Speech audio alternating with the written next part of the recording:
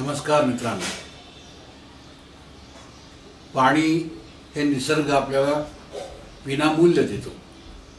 त्याच्यासाठी निसर्ग आपल्याला कोणताही आकार लावत नाही आणि त्यामुळे हे जे पाणी आपल्याला मिळतं त्याचं मूल्य नसल्यामुळे लोकांना असं वाटतं की आपल्याला हे पाणी असंच मिळावं की ज्याचं मूल्य नाही। पण ही समजूत मुळातच चुकीची आहे। याचं कारण असं आहे की पाणी जरी विनामूल्य असलं तरी ते तुमच्या शेतात किंवा घरात किंवा कारखान्यात पोहोचवण्यासाठी जो खर्च येतो तो खर्च तर निदान वसूल झाला पाहिजे ना। तो जर वसूल झाला तरच सरकार मोठ्या प्रमाणात पाण्याचं नियोजन करून तुमच्या घरापर्यंत पाणी आणू शकतं। मी एक आपल्याला उदाहरण देतो। इजिप्तमध्ये एक अस्वान नावाचं धरण आहे। हे धरण बांधण्यासाठी जेवढा खर्च आला हा सगळा खर्च इजिप्तनी 2 वर्षात पूर्णपणे रिकव्हर केला हो। आहे की नाही मजा? आपण धरणं गेल्या 60-70 वर्षापासून बांधतो आहोत, पण या धरणासाठी जो खर्च आला तो आपण वसूल केला का? नाही। म्हणजेच काय, आपलं कुठेतरी चुकतं आहे।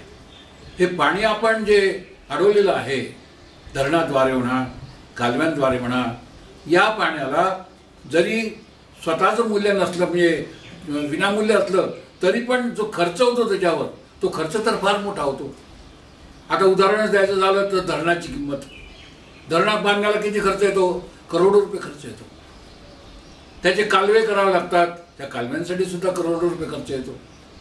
ते पाणी जेव्हा तुम्ही गावामध्ये किंवा शेतात आणता ते पोचवण्यासाठी काही व्यवस्था निर्माण करावी लागते, स्ट्रक्चर्स निर्माण करावे लागतात की ज्यामुळे त्याच्यावर पुन्हा खर्च होतो।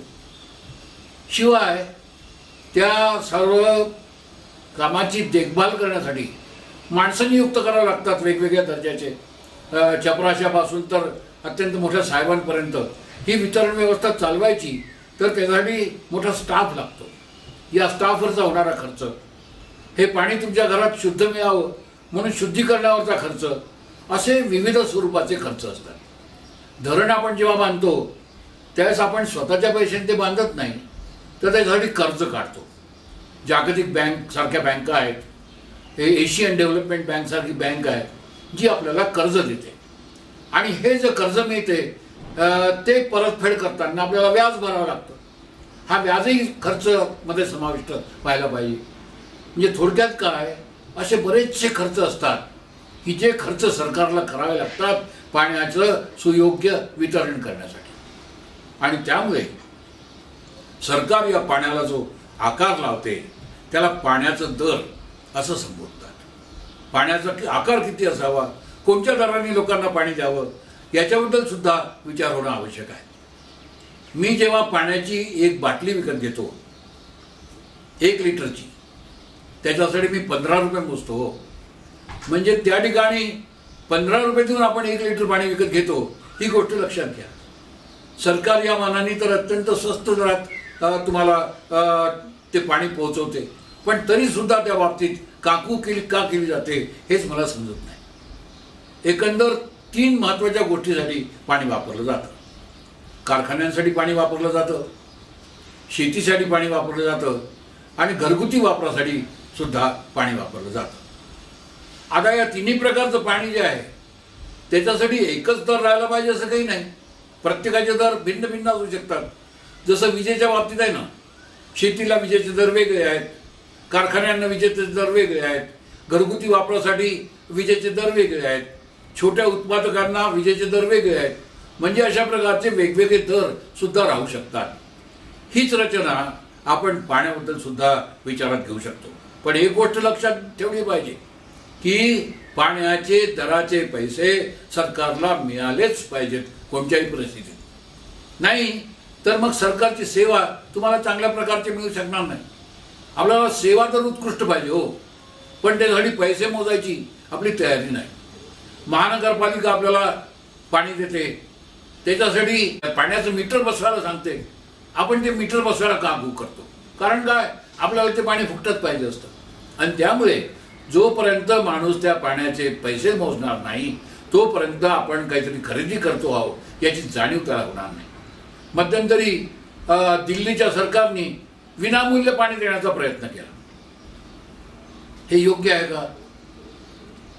ज्या वेळेस एखादी गोष्ट विनामूल्य मिळते त्यावेळेस त्याची किंमत आपल्याला कळत नाही हो. आणि त्यामुळे काही ना काहीतरी स्वरूपात त्याच्यासाठी दर तर लावलाच पाहिजे. वाटल्यास तुम्ही असं करू शकता की ज्या माणसांना असे पैसे भरायला अडचण जात असते त्यांच्यासाठी सगळ्यात कमी दर लावू शकता. वाटल्यास त्याला थोडीशी सबसिडी सुद्धा देऊ शकता, अर्ध्या दरात ते पाणी देऊ शकता. पण विनामूल्य पाणी देणं मला काही मान्य नाही. आणि त्यामुळे आपण जी सेवा घेतो सरकारकडून पाण्याच्या संदर्भात त्याच्याबद्दल आपल्याला पैसे दिलेच पाहिजे. ही गोष्ट लक्षात ठेवा. या ठिकाणी आणखी एक महत्त्वाची गोष्ट लक्षात ठेवणं आवश्यक आहे, ती म्हणजे पाण्याची गळती. पुणे शहराला जेवढं पाणी येतं असं म्हणतात त्याच्यापैकी 40% पाणी हे गळतीमध्ये चालू जातं हो. मुंबईला ती गळती त्याच्यापेक्षा जास्त आहे. आणि असं जर असेल, ही गळती जर असेल तर त्या गळतीचे पैसे कोण भरणार?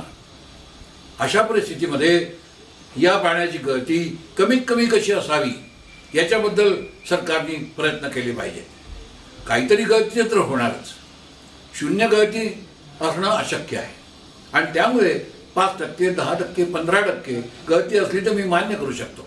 पण 40% गळती मात्र मी मान्य नाही करू शकत. त्यामुळे अशा प्रकारची वितरण व्यवस्था केली पाहिजे की ज्यामुळे गळती ही कमीत कमी होईल आणि जास्तीत जास्त पाणी लोकांपर्यंत पोहोचेल आणि त्याच्यासाठी पैसे आकारले जातील. आता शेतीसाठी जे पाणी दिलं जातं ते देण्यासाठी पाणी वापर संस्था स्थापन केल्या जातात. त्या पाणी वापर संस्थांना पाणी दिलं जातं.